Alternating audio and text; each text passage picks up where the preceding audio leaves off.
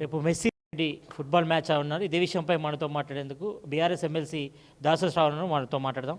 అన్న, ఇటు క్రీడల డెవలప్మెంట్లో భాగంగానే రేపు మెస్సీతో CM Revanth Reddy football match ఆడుతున్నారు. గత ప్రభుత్వం అంతా కూడా క్రీడలను నిర్లక్ష్యం చేసిందంటూ కూడా ఒక ఆరోపణ వస్తున్నాయి. ఈ మ్యాచ్పై మీరు ఏమంటారు? రేపటి మ్యాచ్ మీరు ఒక ముచ్చట చెప్పరే, గత ప్రభుత్వం ఒకవేళ నిజంగానే క్రీడలను నిర్లక్ష్యం చేసింది అనుకుందాం, 15 నిమిషాల మ్యాచ్కి 100 కోట్లు ఖర్చు పెడితే గత ప్రభుత్వం చేసిన నిర్లక్ష్యం సెట్ అవుతుందా? అవుతుందా చెప్పురి, అవుతుందా?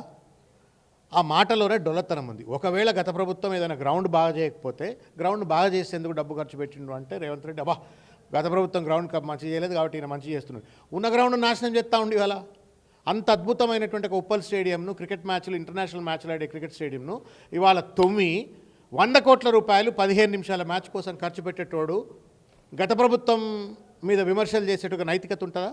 నాకు తెలిసి మన కులీ కుతుబ్ షానో, లేకపోతే ఔరంగజేబో, లేకపోతే మొఘల్ ఎంపరర్సో, బ్రిటిష్ వాడు 100 సంవత్సరాలు పరిపాలించినోడు కూడా ఆ వ్యక్తిగతమైన ప్లెజర్స్ కోసం, వాళ్ళ ఆటల కోసం, వాళ్ళ వినోదాల కోసం ఇవాళ 100 కోట్ల రూపాయలు ఖర్చు పెట్టి ఉండరు. ఇంతకుముందు చెప్పినట్టుగా దాదాపు 200-300 కోట్ల రూపాయలు ఖర్చు పెట్టి అందాల పోటీలు, పర్సనల్ ప్లెజర్స్, 15 నిమిషాల మ్యాచ్ కోసం మెస్సీ వర్సెస్ మేస్త్రీ మ్యాచ్, దానికి 100 కోట్ల రూపాయలు. ఎవడన్నా డెమోక్రాటిక్ కంట్రీలో రాజ్యాంగం మీద ప్రమాణం చేసినటువంటి వాళ్ళు ఈ రకంగా డబ్బులు ఖర్చు పెట్టిన వాళ్ళు భారతదేశంలో నాకు తెలిసి స్వాతంత్రం వచ్చిన తర్వాత ఏ ముఖ్యమంత్రి ఉండరు.